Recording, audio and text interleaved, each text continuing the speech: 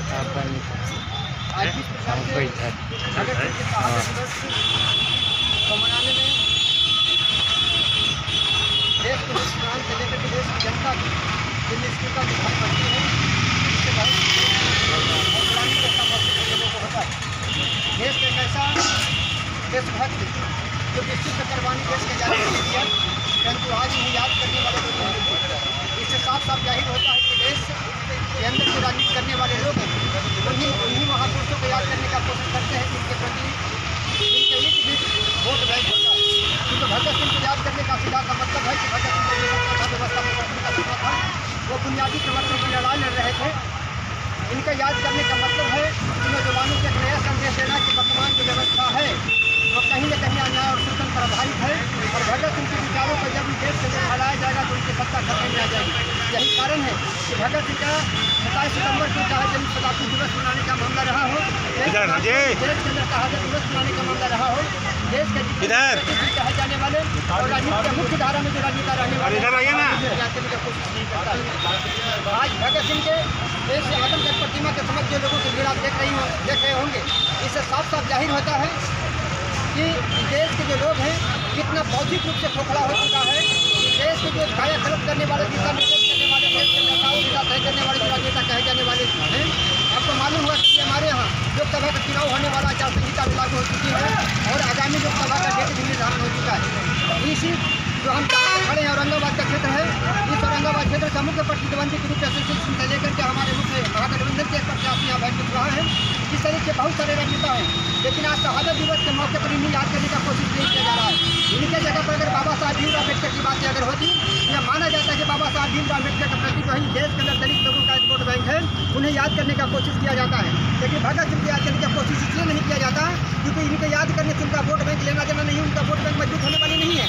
तो आज के दिन यह संदेश जाता है कि देश कहीं न कहीं एक ऐसे गुलामी के दौर से गुजर रहा है कि इस देश का नौजवान भगत सिंह को जान और पहचान नहीं रहा है।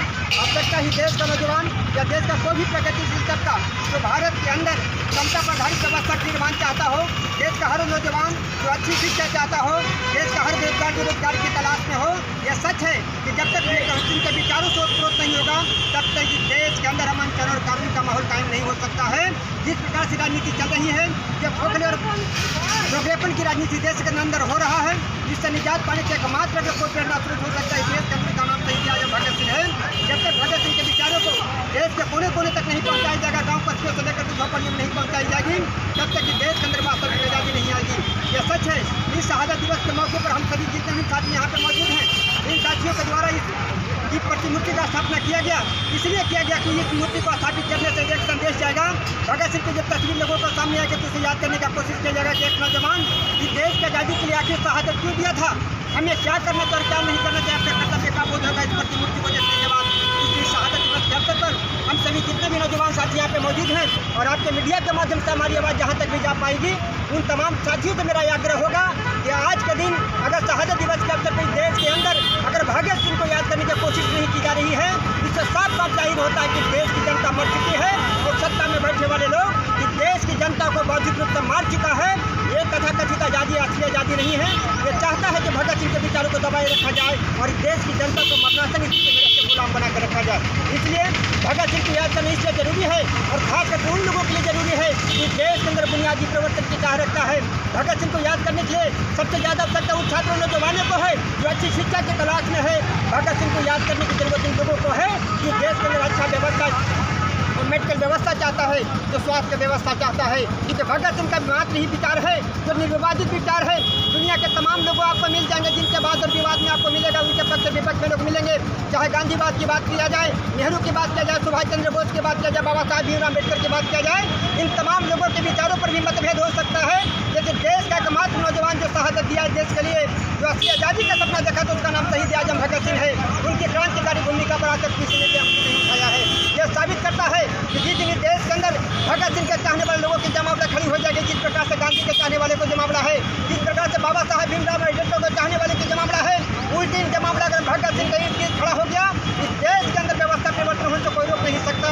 इसलिए शहादत दिवस के मौके पर हमारी आवाज़ जहाँ कहीं भी जाता होगा, उन तमाम लोगों से मेरा आग्रह होगा, उन छात्र नौजवान मजदूर किसान से लेकर के देश के शिक्षाविद बुद्धिजीवी से आग्रह होगा कि तुम्हारी जो बुद्धि जीविका है, तुम्हारी जो बौद्धिक क्षमता है, जो खोखलेपन है, जो संक्रमण का शिकार हुआ है, आवश्यकता है कि देश के वास्तविक क्रांतिकारी को याद करने का कोशिश किया जाए और आने वाली पीढ़ी को संदेश दिया जाए कि देश की बागडोर संभालने के लिए जरूरत है कि उनके विचारों को आगे फैलाया जाए और तभी देश के अंदर वास्तविक परिवर्तन की लड़ाई लड़ी जाएगी और देश के अंदर व्यवस्था परिवर्तन होगा। इसके साथ अपनी बात को विराम देता हूँ। जय हिंद, जय भारत। चलिए, इस प्रकार से आप देख रहे हैं कि भगत सिंह का शहादत दिवस पर तमाम जो टेकारी के एकदम बुद्धिजीवी हैं, नौजवान हैं और बहुत सारे ऐसे जगह पर हम देखे हैं हज़ारों की संख्या में लोग आ जाते हैं और नेता लोगों का कमी नहीं।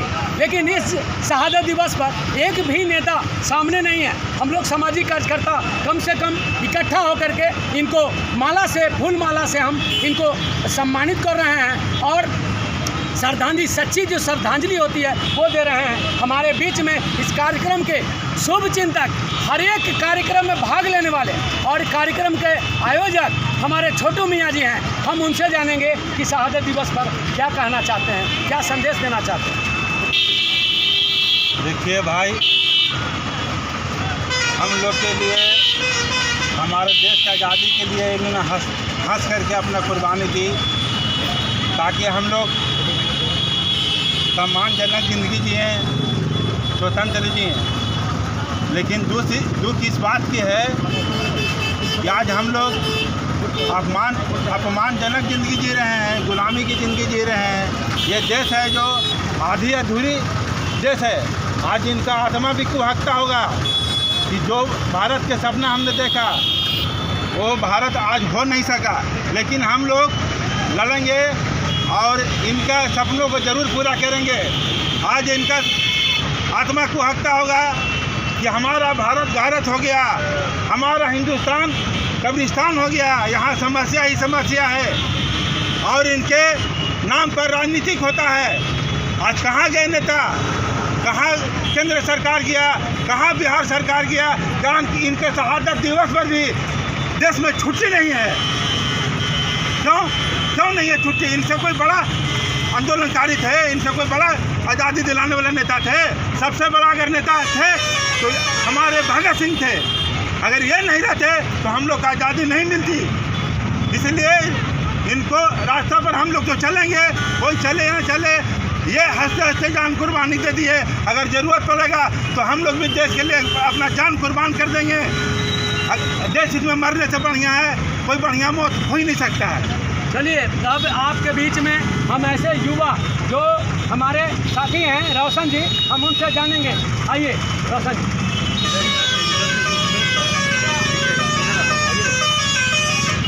आप इधर आ जाए, कैमरा नहीं आ रहा है, इधर आप इधर।